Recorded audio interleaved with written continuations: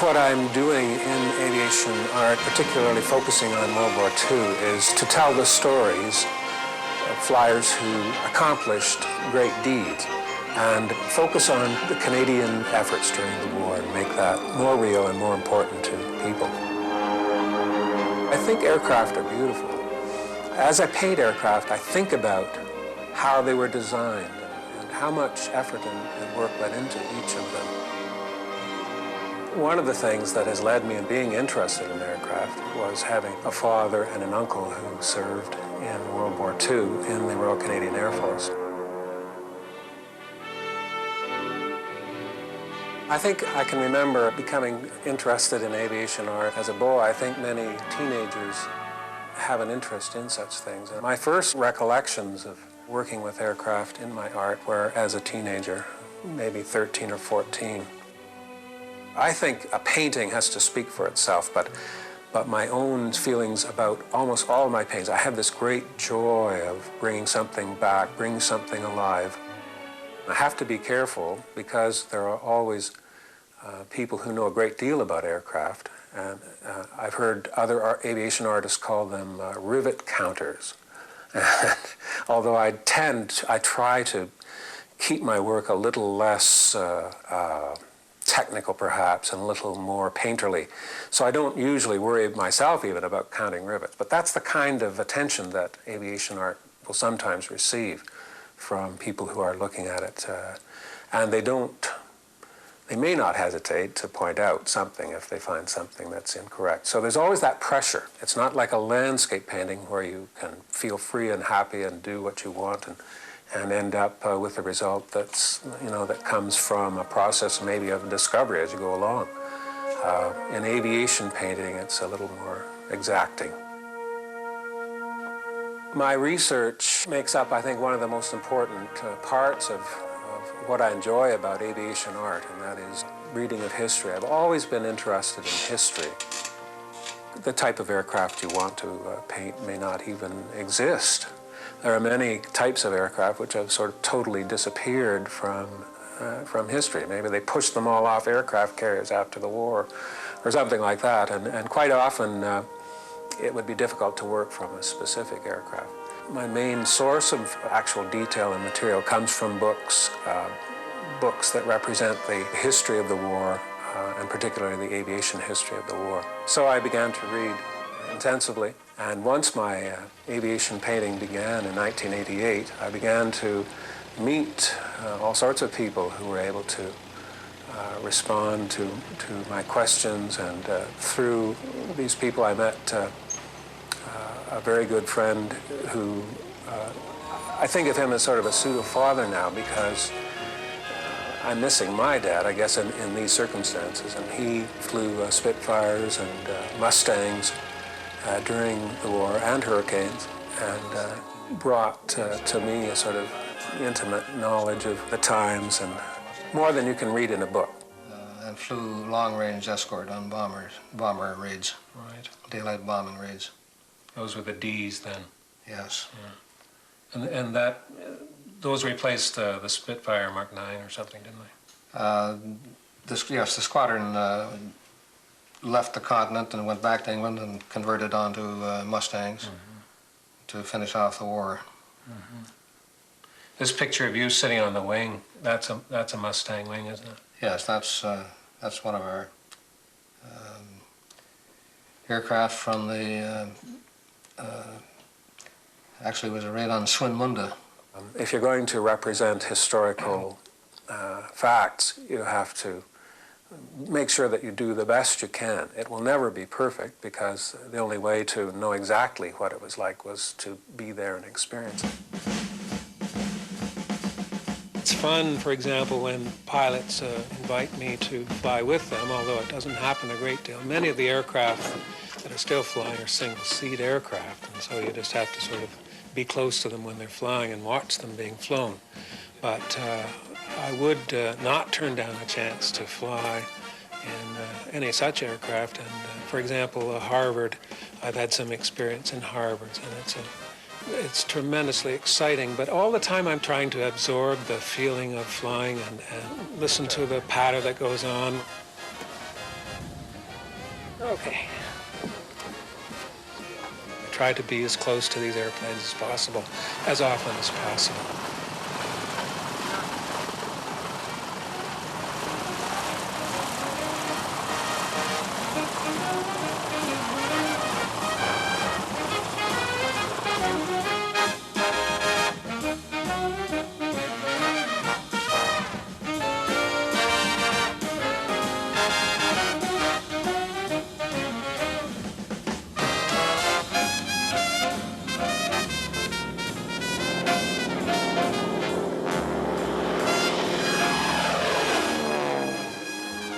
The Queen Returns represents the Halifax bomber.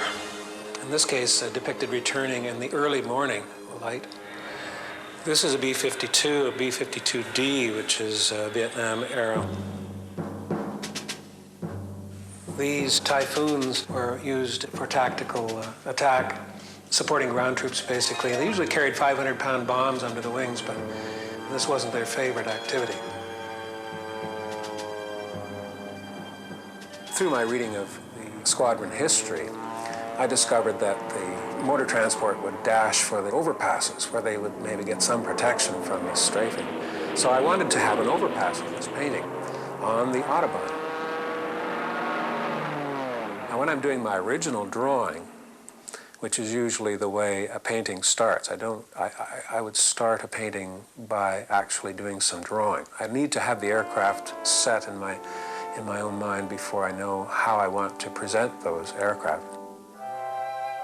My goal is to make each painting work as a painting, not necessarily as simply a depiction of an aircraft.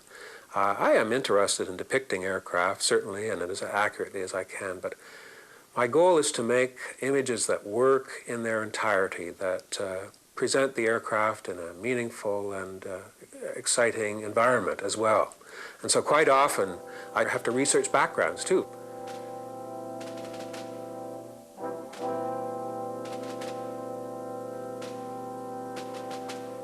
I love painting skies, too. That's certainly part of the advantage of painting aircraft, that you get to paint skies in broad backgrounds that have a lot of clouds.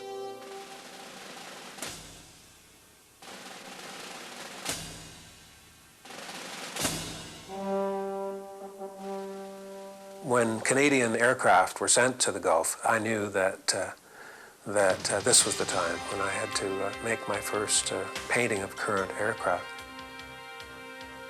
And when our two F-18 pilots attacked an Iraqi gunboat in that now fairly famous Canadian event, that was the stimulus.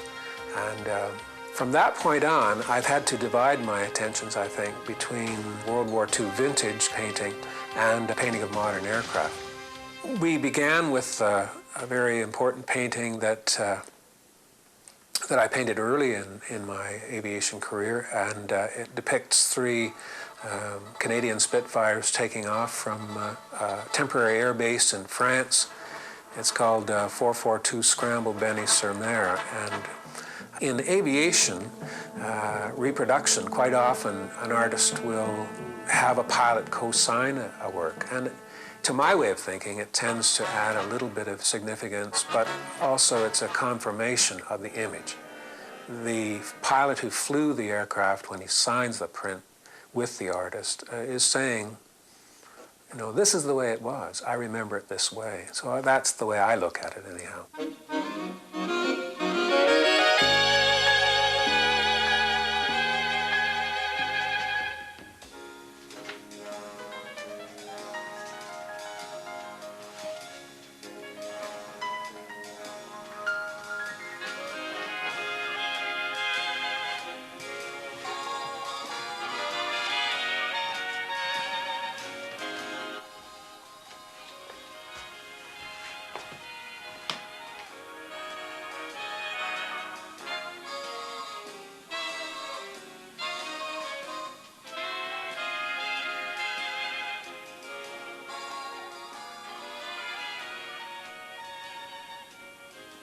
It's very rewarding to me to see veterans who flew come to my gallery and to stand in front of my work. In fact, quite often, it's a very strong emotional response that they're having as well. I have one on order. I've heard about it. Yeah. That's, Was there a school in Montreal? well, Or near I don't think so, but there could be a navigation school. Yeah. In fact, there was a nav school down in...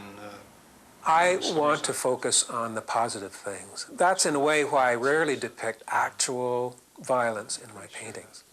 I usually want to depict action, but not necessarily with violence, although that's not always possible.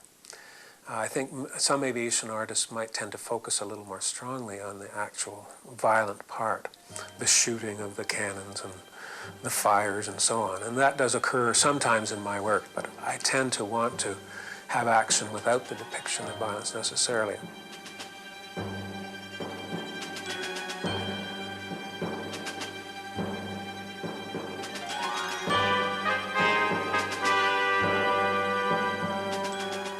I think the word glorify is one that I have to combat. I do not glorify war. I have done enough reading and talked to enough people who are involved in war to know how horrific it is. But if you talk to these people, you will find out too that there were many positive things that happened to them during wartime. They never made such friends as they made during wartime, for example.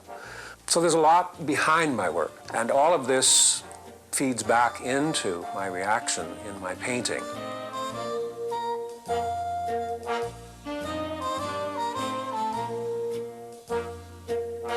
I want simply to depict it in an exciting and interesting way and hope that people react to it in positive ways, not only as history but also as art and painting.